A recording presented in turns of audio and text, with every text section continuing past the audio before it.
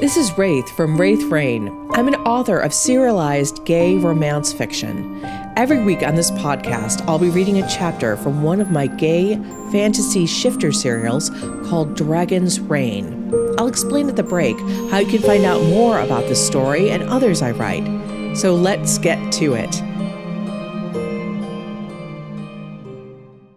Chapter 80, Central Territory.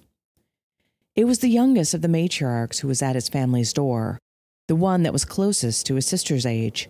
Her hands were gripped behind her, and she was swinging back and forth as if nervous and needing to burn off some of the excess energy that filled her. Her patterned red dress flared out with every movement. She was also scrunching her toes against the bottom of her sandals.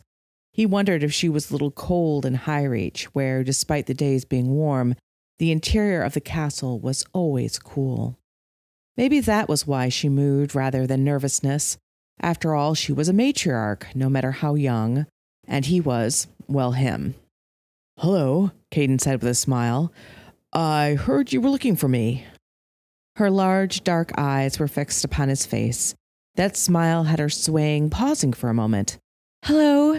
Yes, the Queen wishes to meet you, King Caden." Again with the King Caden.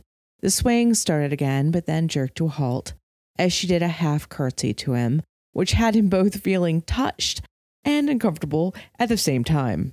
"You don't need to do that," he told her with a wave of his hand. Her already large eyes widened, and there was another half sway. "Why not?" He wasn't expecting such a direct question. He opened his mouth, but nothing came out at first. Why not? Good question.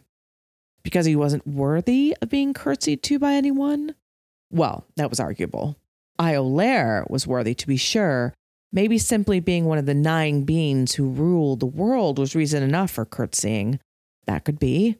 It was the honor of the post instead of the person. He could accept that. So maybe he should get used to it. Maybe he would. Tomorrow. Or the next day. Or the day after that. But not right now. "Because it makes me feel uncomfortable," he confessed to her with a one-shouldered shrug. "I'd rather you just called me Caden." She considered this, not swaying, and then nodded. "Okay, Caden, I'm Dahab." "That's a pretty name," he said with another smile. She nodded, reminding him of Tilly in that moment, so strongly despite her being a matriarch. "It means gold." His eyebrows rose. "Very cool." Another nod. "Will you come?" "Yes, of course. Lead the way." Caden closed the door behind him and followed after her down the hallway. "I have a sister about your age." "Yes!" Dahab's big eyes twinkled with delight. "I have researched everything about you and your family." Caden blinked. Everything? And, before or after you got here?" How many people knew he was the White Dragon Shifter before he announced himself? Was there anyone who didn't know? He was starting to wonder if his identity had ever been a secret at all to anyone, but maybe the person on the street. But it did make sense that someone like Queen Jahara would know who he was. Like Rose had said, there were countless cell phones and the cameras in the square that day. Some of those had undoubtedly caught him in the act, so to speak. But Dahab did not confirm what she had found out about him. Instead, she proved that Queen Jahara could have known within minutes of him becoming the 9th Dragon Shifter. She listed off the ages of his parents, their resumes, when they met, when they married, what they did in their free time, and more. Then, with incredible zeal, she spoke about Tilly, about where his sister went to school, her friends, her hobbies, her grades, her favorite music, and more. Caden blinked a lot. "You know, Dahab, if you didn't seem so nice, I might think you were a stalker," he teased her, although he was a little unnerved by everything she knew. She lowered her head. "I am sorry. The Queen has told me not to investigate people who I shouldn't, and if I do investigate them, not to tell." Caden laughed. "I think Queen Jahara might be right, though." He looked down at her. She was hardly 5 feet tall. "I'm impressed by all you know. You must be quite something with the net." She smiled up at him winsomely. "When I found out you had a sister near my age, I had to know everything. She has kind eyes." "Oh, a fan of Tilly's, are you? That shows wisdom." Caden then colored. You are one of Queen Jahara's advisors, so I guess you must already be wise. That smile grew. Queen Jahara believes that one must listen to many voices to find the best and truest way forward. Caden considered this. So that's why she has you, who are young, and then some of those great-grandmothers, too, as her matriarchs? She nodded. Though I am not a true matriarch, as I am not the head of my family, and being a greater age than my own 13 years is needed to bear that title. But Queen Jahara says that the voice of youth is often overlooked. Our passion and sometimes black and white thinking are seen as naive in many eyes. But while there is some truth in that, youth can sometimes see things far more clearly than those who are jaded by experience.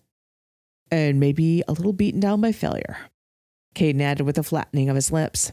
Yes, you are that voice for the dragons, you realize, she asked. I'm definitely the youngest by a long shot. Caden nodded. He felt that trill of fear again, even as Iolaire gazed at him lovingly. The weight of responsibility made him want to hide like he'd been doing at Wally's, straightening werewolf hoodies and dusting sphinx shifter sculptures. The question is if you have something to say, Dahab continued brightly, which had him dreading that responsibility even more. Oh, right, he said faintly. We're here. Dahab's pronouncement was unnecessary, as the doors were wide open to the suite where Jahara was staying. The central room had a large fire going, and there were colorful pillows on the floor, and more overflowing the sofas and chairs. The matriarchs were seated everywhere, talking and laughing amongst each other. Jahara was not there, however. When they caught sight of him and Dahab, there were universal gestures of welcome for them to come inside and join them. Caden pasted a smile on his face as he felt a little overwhelmed with all those eyes upon him. While some were seemingly filled with bland disinterest, others mild intrigue, and yet others with shrewd intent, he had a feeling that no matter what their outward level of interest indicated, they were all watching him carefully. Iolaire's wings were twitching, and it was making soft chirrups. Yeah, I feel nervous too, buddy. A woman in middle age gestured for Caden to take a seat on a love seat that was opposite where all the women were sitting. He would be front and center. Caden thought about saying he'd rather stand, or pretending to be Valerius and imperiously asking to speak to Jahara instantly, but he found himself sitting down with an embarrassing amount of alacrity, while Dahab sat on the arm of a nearby chair. His quickness in obeying did not go unnoticed. He's a polite boy, a matriarch with a gray stripe in her braided hair remarked. She was sewing together 2 bright pieces of cloth. And a pretty one, another matriarch gave out a big belly laugh. A matriarch with half-moon glasses that gave off a blue-white light that accompanied phones and tablets, they must have been linked to the net, gave him a sharp look. But has his beauty stopped him from developing his mind and heart? Aye, the pretty ones get by in those looks alone. A matriarch in her 20s with smooth and straight long locks tilted her head to the side.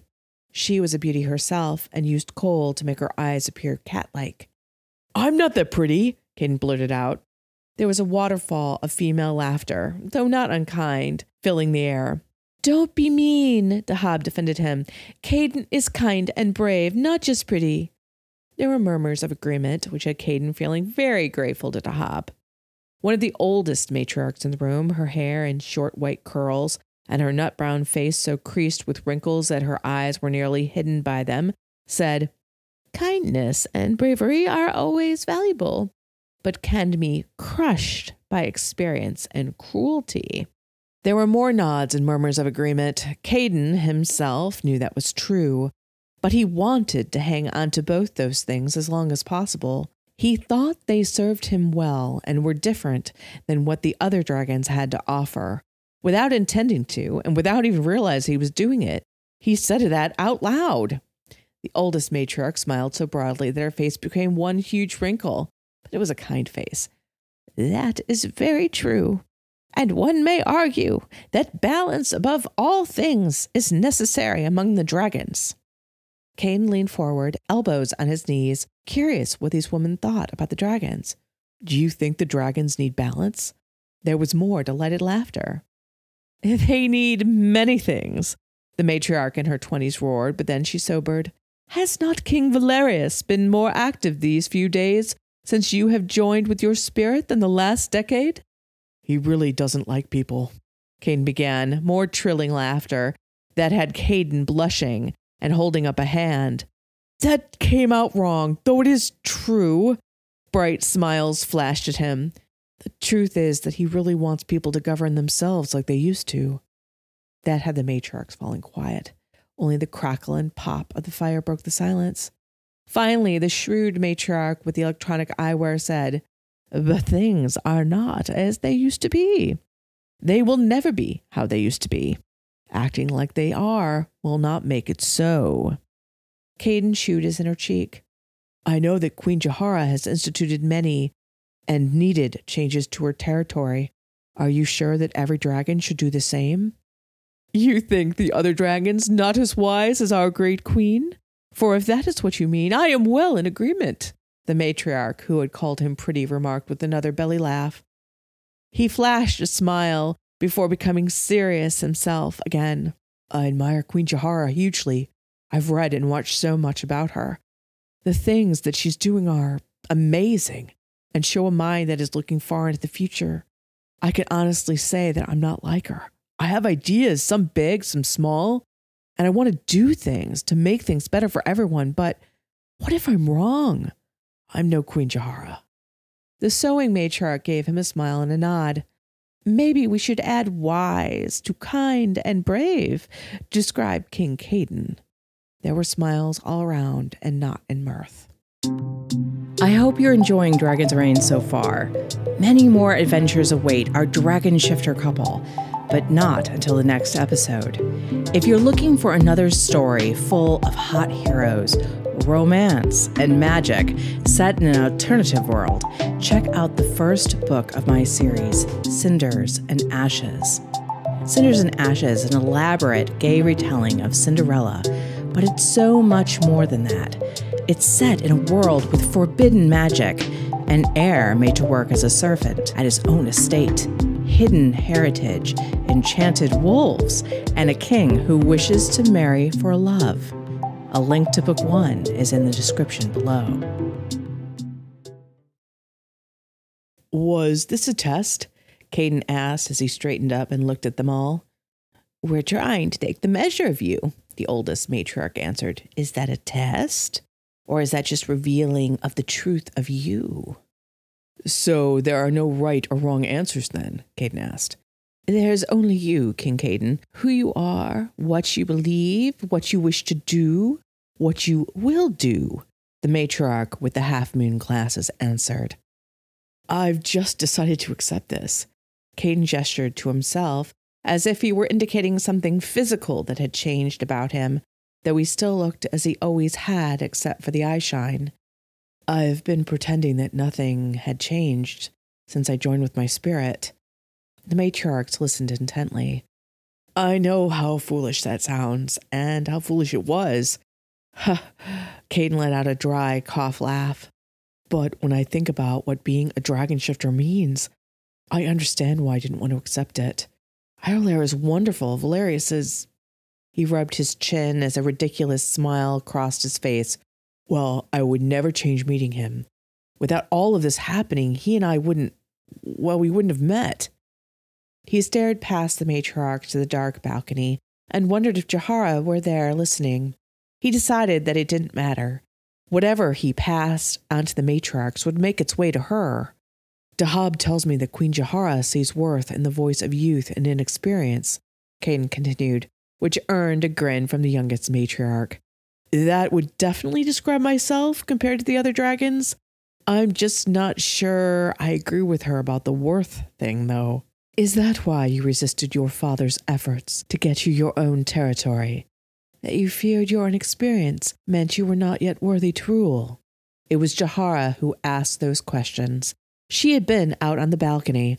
She drifted into view, mist encircling her like a cloak that glittered under the moonlight. The suspicion that had clouded her exquisite features was reduced, maybe even gone. Caden stood up and faced her. I would be worried about the person in my position who would think otherwise. I'm not being falsely humble. I'm seriously worried. That had Dahab racing over to him, and much like Tilly would have done, she embraced him.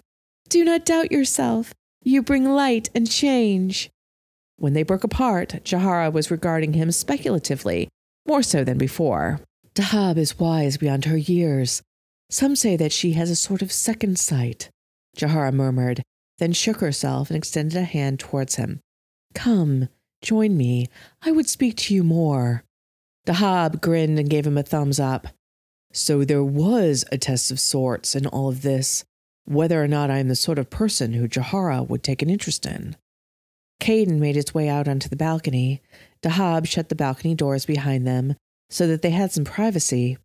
The balcony was bathed in startling moonlight. Caden tilted his head back and let it wash over his face. Iolaire did the same, chirring and imagining flying with Raziel in the moonlight. Soon, Iolaire, Caden promised. When he finally lowered his head and looked over at Jahara, she was leaning one hip against the stone railing and was regarding him with a half-smile on her lips.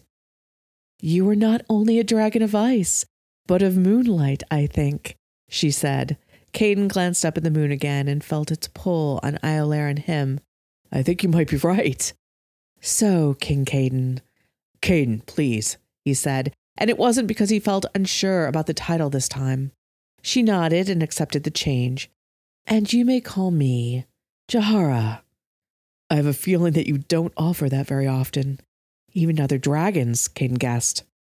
Right you are. She smiled back, and her smile was beautiful. Seeing it made him realize how rare that expression was on her face. But I do not think I will regret offering the right to you. Caden was struck by her phrasing and the use of the word regret. Lots of people have let you down. He didn't make it a question, but a statement. Even if he hadn't known how she'd been betrayed by her father, a man who should have loved and protected her, not sold her, he would have felt the waves of distrust around her. People do that, she answered simply. It's so strange to hear you say that, he said. Her delicate black eyebrows rose. Oh? Why? Because what you've done with your territory shows such hope and belief in people, he admitted. It's like seeing the beginnings of Star Trek or something realized, a federation of highly intelligent, moral people working towards common goals of improving not just the human condition, but the entire planet and beyond. A smile twitched her lips. So my goals belie my cynicism. Yep, or they indicate. He stopped and bit his lower lip. Forget it. What did you want to talk to me about? Tell me what you were going to say. She was openly interested. He wondered how long that would last after he said something. I just thought that maybe the goals you have set for your territory is the real you. Not the real you, he grimaced. The you that didn't have so many disappointments and regrets. She did not look offended, but more considering. Finally, she nodded. Yes, maybe it is what I would have been like, through and through, if I had not been made to regret. Then she gave him an almost impish look. But like you, Caden, if the bad things hadn't happened to me, I would not have joined with my spirit, and all the good that I have done would not have happened. True, Caden nodded. Too true. It was his turn to be impish. So, did you come here to court me? He expected her to snigger or let out a belly laugh herself. He could not see her ever wanting him romantically. She did not do that, however. If you mean romantically, no. But we court friends and allies and even enemies, she told him. Other than Ilarion and likely Tez, every dragon has come here to court you as something other than a lover. But that does not mean what we offer is any less. Caden blinked. No, it isn't. She smiled more broadly. Besides, you may find that you want some distance from your lover. Africa has called many to her shores. You should come and see her. I would love that, he answered truthfully. He had dreamed of seeing the futuristic cities of glass and steel that dotted Africa's ancient terrain like jewels. She nodded. I think in the times ahead that she would be a safe haven for you and others, perhaps all others. Caden leaned against the railing. What do you mean a safe haven? Do you know about the faith and those who seek to create more of our kind by violence? She nodded. I have watched them for some time. Why didn't you tell the other dragons? Caden asked, alarm filling him. Not because I am on their side, Caden, she assured him, not seemingly offended by him suspecting her, but because I was not certain. And how can one warn about individuals one cannot identify as a threat? No, that would have led to paranoia and arrests and the creation of more unrest. Caden could see that. Yeah, but do you have any ideas? Any solutions? She studied him for long, silent moments before finally asking, solutions? As to how to stop them, Caden qualified. I do not think they can be stopped, Caden, she answered. Dismay filled him. If someone as smart and forward-thinking as Jahara saw no way forward, who could? He burst out, What? No, that... I did not mean I did not have a solution, she interrupted gently. I merely have no way of stopping people from believing something they wish to. The solution I do have is controversial, and some will never agree with it, but I do not need everyone to agree. Caden frowned. What is it? It is actually about territory. You did not want your own territory because you felt you would be standing on your own, Jahara stated, and he nodded. The way things are now is that the dragons are spread out. The shifters are everywhere too. They are the lesser amount compared to humans, so danger is greater. If we were to be in one territory, we can ensure far greater safety for everyone. Caden nearly gasped. This wasn't anything he had expected to hear. How many times had he been told the old adage that dragons were incredibly territorial? He'd seen Valerius's growing annoyance with every incoming dragon himself. Are you suggesting that everyone come to my territory? To Africa? She took in a breath as if she could not quite believe she was offering it either, before finally answering, Yes, that is exactly what I'm suggesting. I hope you're enjoying Dragon's Reign so far. Dragon's Reign is free for you to enjoy, but not free for us to make. There is a whole team working with me for audio editing, artwork, graphic design, and custom music. Most YouTube channels and podcasts have sponsors and take ads, but because of the kind of content we make, we can't run ads or get sponsors. Instead, we have other ways you can support me and the team behind this gay romance audiobook. One easy way is to buy or borrow my books from Amazon. They are all gay romance set in alternative worlds with vampires or shifters and other magical beings. You may not know that even if you borrow books with your Kindle Unlimited subscription at Amazon, they are free for you, but they still earn us money. The books are published under the name Ex Aratare, which actually means wraith in Romanian. And if you love audiobooks, you can get professionally narrated versions of every one of my books on audible.com. The link to my author page is in the description below, as well as to the first book of the series I think you'll really like. Thank you so much for your support. People like you enable me and the team to keep writing these stories of gay romance, magic, monsters, and true love, and producing this very fun podcast for everyone. Thank you.